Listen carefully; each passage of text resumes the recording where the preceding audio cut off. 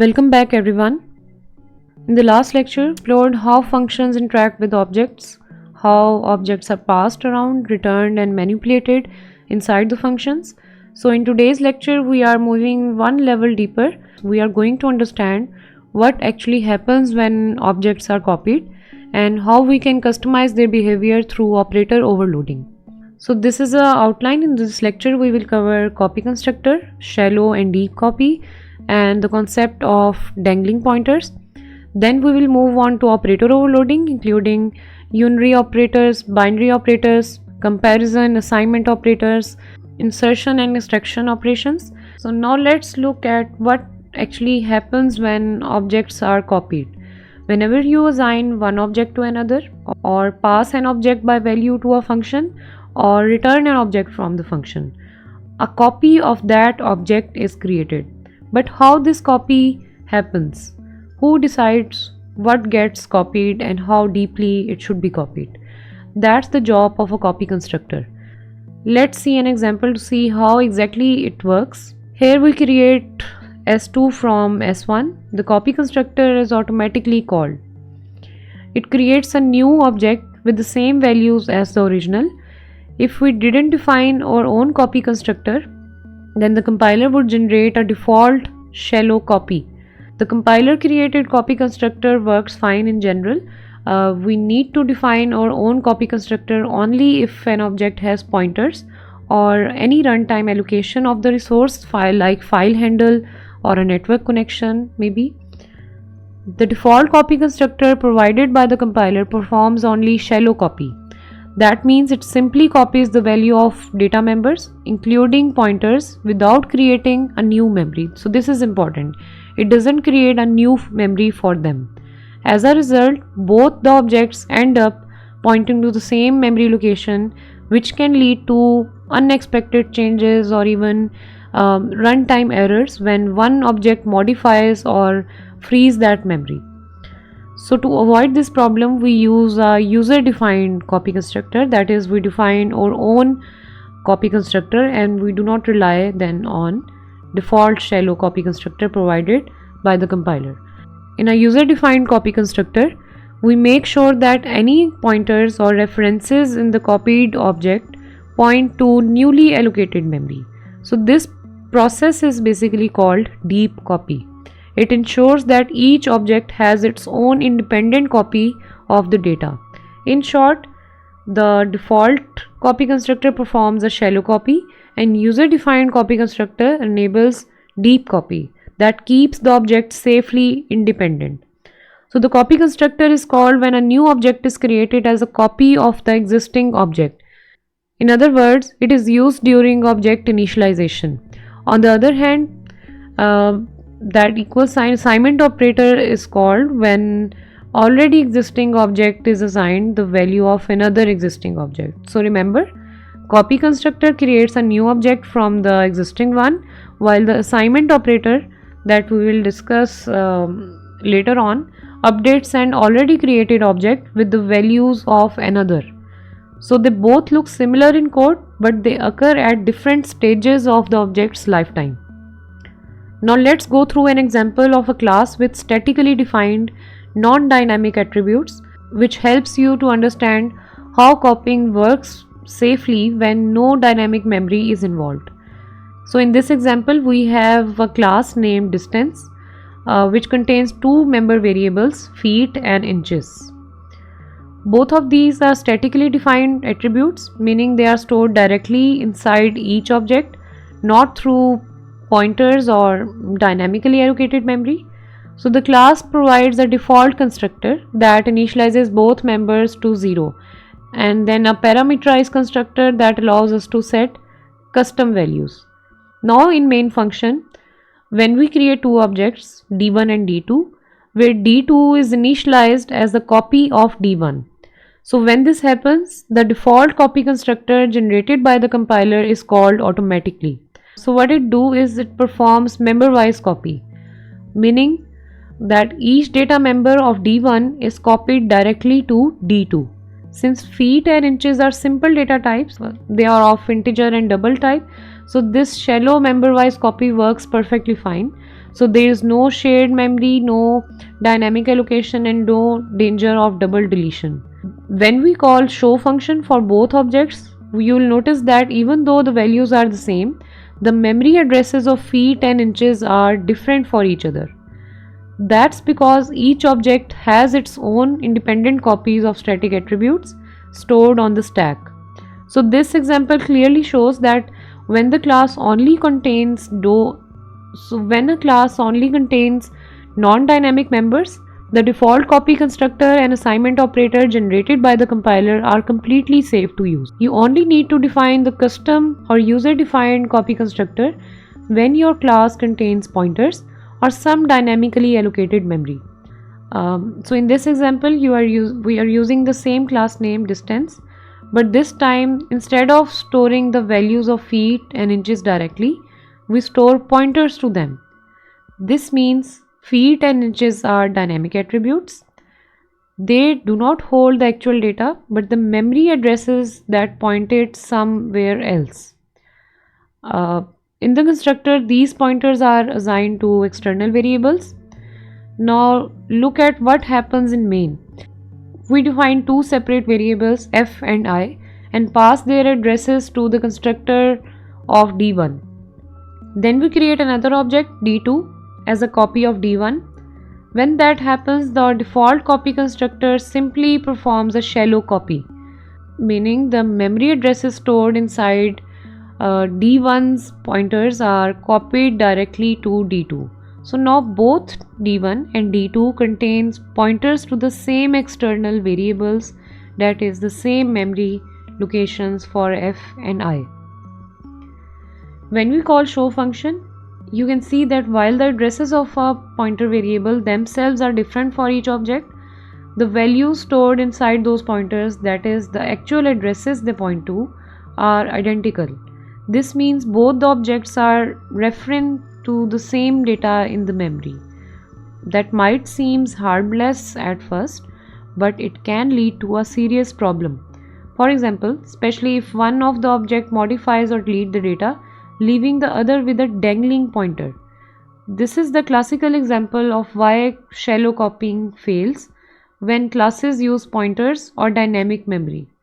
So to fix this, we need to implement a user-defined copy constructor that performs a deep copy, allocating new memory and copying the actual values so each object manages its own separate data safely. In short, static attributes are safe, the default copy works fine, but dynamic or pointer attributes require a custom deep copy to prevent shared memory issues. Let's talk about an important detail in C++. Why the copy constructor uses constant reference as in its argument, and why we generally pass arguments by reference or by pointer. So let's see this step by step. Part 1. Why the copy constructor uses constant reference. So the copy constructor has this syntax. You can see, you might wonder why not just pass the object by value. Well, if we try to pass it by value, that would require meaning a copy of an object to pass into the constructor. By making that copy, would call again the copy constructor, which would then try to make another copy, then another, and so on, leading to infinite recursion and a compiler error. That's why copy constructor takes its arguments as by reference, so it can refer directly to the existing object without triggering another copy operation. Now let's see why the constant keyword. Because we do not want to accidentally modify the source object that we are copying from. So together, constant reference means referring to the existing object and do not change it. So constant reference means refer to the existing object and do not change it. So this makes the copy constructor both safe and efficient. Now let's extend this idea. In general, when we pass by value, by reference or by pointer, depending on what we need, pass by value means you use it for small simple data types like integer, character, double, so the function gets its own copy of the data. In pass by reference, you use it when you want to avoid copying large objects or when the function needs to modify the original variable directly. similar to reference, pass by pointer gives the flexibility to handle the null pointer and dynamically allocated data. So in constructors, especially the copy constructor, we pass by reference because we need to access an already existing object and we do not want to create another copy of it. So using constant reference ensures that a constructor only reads from the original while saving constructing a new object based on it. Now let's move on to operator overloading. In C++, operators like plus, minus, that double equals to comparison operator work naturally well with the built-in data types. But what if we want to use them with our own classes like maybe complex number class, distance class, or the string class? That's exactly where operator overloading comes in. So operator overloading allows us to define custom meanings for operators when they are applied to user-defined objects. So the main motivation is readability. Instead of calling long function names like add, compare, we use familiar operators like we are doing with the built-in data types like plus, double equals to with our custom objects. The general syntax for the overloaded operator looks like this. First we have a return type, then we write operator symbol or keyword, then operator itself, and then we pass the arguments if there are any. So this defines what the operator will do when we use it with the objects of our generated class. So operators can be overloaded as member functions or friend functions depending on whether the left hand operand is an object of your class. Here's a simple demonstration of unary operator overloading, specifically the prefix increment operator. We have a class counter with one data member count which starts from 0. Inside the class we overload the plus plus operator using this function which starts with void operator plus plus, and we have written inside it plus plus count. This means that whenever we use a plus plus in front of a counter object, it will increase the count variable by 1. So in main function you create two counter objects C1 and C2, initialize both of them to 0. When we write plus plus C1, the overloaded operator function is called for C1 and its count becomes 1. When we write plus plus C2 twice, the function is called twice. So C2's count becomes 2. Finally, when we display the counts, you see C1 has count 1 and C2 has count 2. This shows that each object maintains its own data. Unary operator overloading is commonly used for counters, iterators, and your custom numeric classes where we want familiar operators like plus plus, minus minus to work naturally with our own objects. Now let's understand the postfix increment operator and see how it differs from the prefix version. In this class we have overloaded both forms of plus plus operator. The prefix version is written as you have already discussed this, void operator plus plus so on, and it is called when we use plus plus C1 and statements like that. The postfix version looks slightly different. Notice the dummy integer parameter int, so it doesn't take any real argument, it simply helps us to distinguish between the prefix and postfix usage. So when we write C2++, the compiler automatically calls this postfix version. In both cases the counter value increases, but conceptually, as you can recall the prefix and postfix operator, that prefix version increments first and while the postfix increment after using the current value of that variable. So in our simple example, both behave the same because we do not use the returned value, but in expressions like maybe x is equals to y plus plus or x is equals to plus plus y, the prefix and postfix then becomes useful, since for postfix it uses the old value before incremented. Finally, when we run the program, C1 becomes 1 after a prefix increment and C2 becomes 2 after our two postfix increments. So the dummy parameter isn't about numbers, it is just a syntactic marker, you can say, that tells the C++ compiler which version of operator ++ you mean.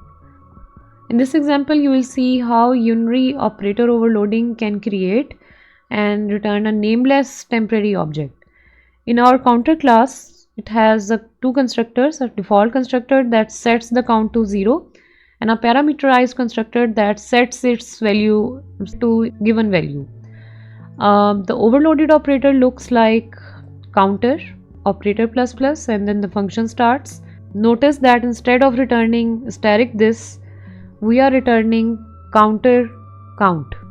So this creates a unnamed temporary object initialized with a new count. So this temporary object is used immediately. For example, in an assignment like C2 is equals to ++ C1. First, C1 is incremented to 6. Secondly, the operator function creates a temporary counter object with value 6, and this temporary is assigned to C2. And then finally, the temporary object is then destroyed automatically once this expression ends. So when we print the values, C1 and C2 both show 6. This mechanism is very powerful. So returning a nameless temporary object lets you write the expressions like C3 is equals to ++ C1 and then plus you add ++ C2 version, and each operator calls cleanly produces a separate short-lived object that participates in the expression accordingly. So the idea of returning a temporary object gives us both flexibility and a clean expression evaluation without affecting the lifetime of the existing objects. Binary operators worked on two operands like addition or subtraction. In this example, we overload the plus operator to add two distance objects. The overloaded operator plus takes another distance object as a parameter and then performs the addition and then finally return the result as a new object. We can use overloaded comparison operators like double equals to and greater than or less than signs. Here we overload the comparison operator to compare the length of the two box objects. If lengths are equal, it returns true, otherwise false. So this allows us to write natural expressions like if b1 is equals to b2. The assignment operator can also be overloaded. Now let's understand how the assignment operator is overloaded in C++. In this class sample, each object holds a pointer int asterisk data which points to the memory allocated using new. When we write an assignment like obj is equals to obj1, that is one object is equals to 1 another, so the compiler would normally just copy the pointer, making both the objects point to the same memory. That is dangerous because when one object changes or destroys that memory, the other object would be left with an invalid pointer. So to fix this problem, we overload the assignment operator, just like we have done for the copy constructor concept. Let's break it down. The parameter constant sample $sign and s means we are assigning from another existing object, but we promise not to modify that source object. The check if, then that if check prevents the self assignment, that is, assigning an object to itself would be unnecessary and unsafe. We copy the value pointed to by s.data into the memory of this data. So this ensures both objects hold independent copies of the data value, even though each object manages its own separate memory. Finally, we return asterisk this by reference. So the assignment statements can be changed like this, like a is equals to b is equals to c. In short, this operator gives us deep copy semantics, ensuring safe assignment even when the dynamic memory is involved. Without this, we would have risked the shallow copies, memory leaks, and double deletions. So the overloaded operator makes our class behave like a well-behaved value type, even though it internally uses pointers. Before we discuss the insertion and extraction operators, let's briefly talk about something new, that is the friend function. Normally the private members of the class like x and y in our point class can only be accessed by the member functions of the same class. But sometimes we need a function that is not the part of the class, but it still needs to access its private data. That's where the friend functions help us. So the friend function is defined outside the class, but it is allowed to access the class private and protected members. We will cover protected members when we will cover and discuss inheritance concept. So back to friend functions. So we do this by using the keyword friend in front of its declaration. We will explore friend functions in detail later, but for now just remember this. We use them here because cout and cin are not objects of our class. They belong to C++ stream library class. So to make them work with our user-defined types, we must define the insertion and extraction operator functions as a friend of the class. Now let's learn how to overload the insertion and extraction operators shown by less than and that angle brackets. The same operators used by cout and cin. Normally cout and cin works well with basic data types like integer and string, but if we try to output an object of a user-defined class directly, then the compiler won't be able to know how to represent it. So in this example, we have a class of point which stores two integer values x and y. To print this object naturally using cout, we overload the insertion operator like this. You can see starting with friend keyword. So this function takes a ostream reference and a pointer object as arguments. Because cout, that is the stream object, is on the left hand side, the operator function must be defined as a friend. It's not a member of a class, but it still needs to access a private data. Inside we send the formatted coordinates to the output stream and then return the stream reference so that the multiple outputs can be changed. For example, if we aim to write cout p1 and then p2, similarly, to read the data from the keyboard, we overload the extraction operator, like you can see the format. Now when we write cin p1 or cout p1, it behaves just like as done with built-in data types. So the user can input our coordinates and they will be displayed in a clean XY format. So the key idea is, by overloading insertion and extraction operators, we integrate our class seamlessly with the C++ IO stream. The class objects cannot be displayed in real and natural way that is more readable, making our program more expressive and intuitive. Thanks for watching.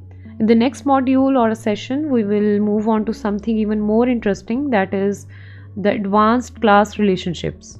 We will explore how classes can interact and depend upon each other through concepts like composition, aggregation, inheritance, friendship between the classes.